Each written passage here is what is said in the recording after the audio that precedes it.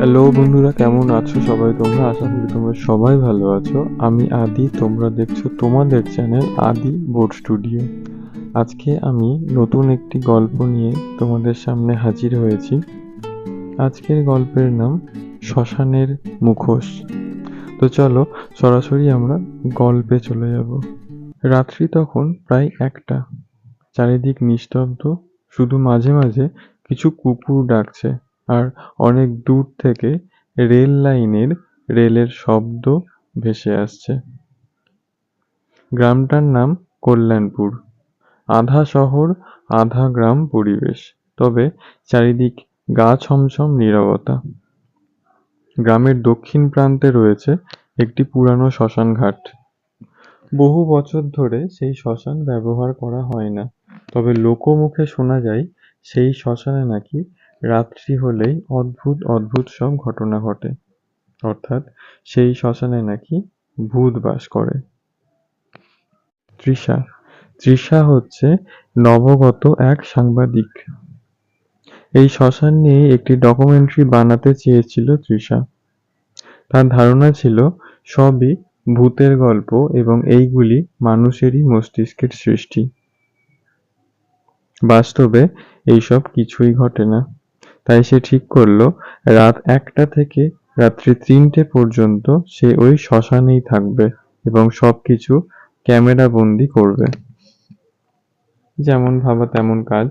তৃষা পৌঁছালো শ্মশানে। তখন বাজছে রাত্রি 1টা। হাতে একটি লাইট এবং তার ক্যামেরা। শ্মশানে ঠান্ডা বাতাস বইছিল, কিন্তু হাওয়াটার মধ্যে এক অস্বাভাবিক গন্ধ ভেসে আসছিল। বলা যায় পচা মাংসের মতো গন্ধ আসছিল। গেটে ঢুকতেই গেটের পাশে পুরানো এক বটগাছ।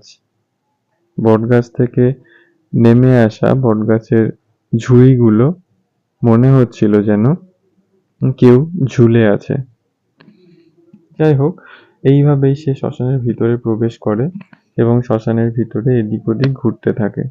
প্রথম 30 মিনিট কিছুই ঘটেনি। ক্যামেরা লেন্সেও শুধু শ্মশানের কয়েকটা কবর, কিছু পোড়া কাঠ আর ভাঙা চিতা এই সমস্তই উঠছিল। হঠাৎ করেই ক্যামেরা স্ক্রিনে এক মুহূর্তের জন্য একটি ছায়া মূর্তি দেখা গেল, যেন কেউ পিছন থেকে তাকিয়ে আছে। তৃষা ক্যামেরা ঘুরিয়ে পিছনে তাকাতেই দেখল কেউ নেই। সে ভেবেছিল হয়তো চোখের ভুল, কিন্তু সামনে ঘুরতেই সে একটা মুখ দেখতে পেল। অর্থাৎ তার সামনে একটা মুখ ভেসে উঠল। মুখটার বিবরণ ছিল এরকম: মুখটা দেখতে একবারে ফ্যাকাশে সাদা, চোখ দুটো ফাঁকা অর্থাৎ চোখ নেই, মুখে কোনো চামড়া নেই, শুধু দাঁতগুলো বেরিয়ে আছে। তৃষা চিৎকার করে উঠতে চাইল, কিন্তু গলা দিয়ে কোনো আওয়াজ বেরোলো না। তার চারপাশে যেন অদৃশ্য কিছু ঘুরে বেড়াচ্ছে। তার শরীর ভার হয়ে আসতে লাগলো। হঠাৎ সে অনুভব করলো কেউ তার কানে এসে ফিসফিস করে বলল, তুই কি ভাবছিস সবটাই গল্প? এই বলে চারিদিক নিস্তব্ধ।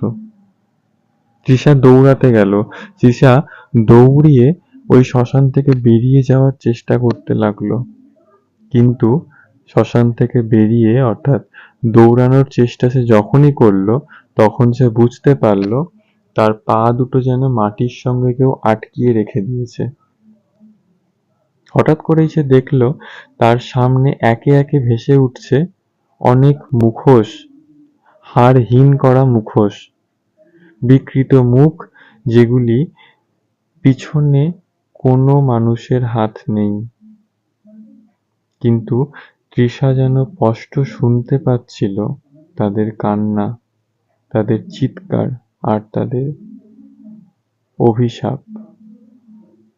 হঠাৎ তৃষা ক্যামেরার স্ক্রিনে ভেসে উঠল একটি মুখোশ, কিন্তু সেই মুখোশটি আর অন্য কারোর না, সেটি এই তৃষার। কিন্তু সেটা তৃষার মুখোশ হলেও সেই মুখোশের সঙ্গে তৃষার কোনো মিল নেই, কারণ সেই মুখোশটা ছিল একটা রক্তাক্ত কঙ্কালের মুখ, যার চোখ নেই, ঠোঁট নেই, শুধু ফাঁকা গহ্বর। যাই হোক, সেই রাতের পর থেকে তৃষাকে নাকি আর খুঁজে পাওয়া যায়নি। তবে তার ক্যামেরা পাওয়া গিয়েছিল পরের দিন সকালে শ্মশানেরই একটা কোণে। একটি পুরানো মুখোশের পাশে পড়ে ছিল ওই ক্যামেরাটি। ক্যামেরার সব ফুটেজগুলো ডিলিট হয়ে গেলেও শুধুমাত্র শেষের একটি দৃশ্য ক্যামেরাটিতে দেখা গিয়েছিল, এবং সেই দৃশ্যতে দেখা যাচ্ছে একটি মুখোশ ধীরে ধীরে ক্যামেরার দিকে এগিয়ে আসছে আর বলছে, আর একজনের মুখ পেয়ে গেছি। তো যাই হোক, এই ছিল আজকে আমাদের গল্প। গল্পটি কেমন লাগলো অবশ্যই কমেন্টে করে জানিও। আর তোমাদেরও যদি এরকম কোনো ঘটনা জানা থাকে তাহলে ডেফিনেটলি কমেন্ট বক্সে আমাকে জানাতে ভুলো না। যাই হোক, দেখা হচ্ছে পরের ভিডিওতে, পরের কোনো নতুন গল্পে। ততক্ষণের জন্য তোমরা ভালো থাকো, সুস্থ থাকো। টাটা।